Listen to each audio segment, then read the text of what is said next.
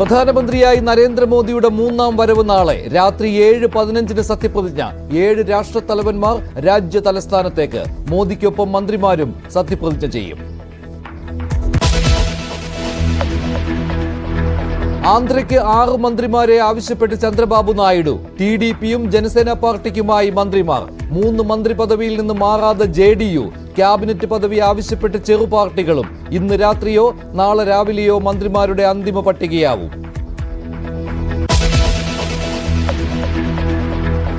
തൃശൂരിൽ തമ്മിലടി തുടങ്ങിയതോടെ മൗനം വെടിഞ്ഞ് കെ മുരളീധരൻ. തോൽവിയുടെ പേരിൽ തമ്മിൽ തല്ലി പാർട്ടിക്ക് നാണക്കേടുണ്ടാക്കരുതെന്ന് മുരളി. പൊതുരംഗത്ത് നിന്ന് മാറി നിൽക്കുമെന്ന തീരുമാനത്തിൽ മാറ്റമില്ല.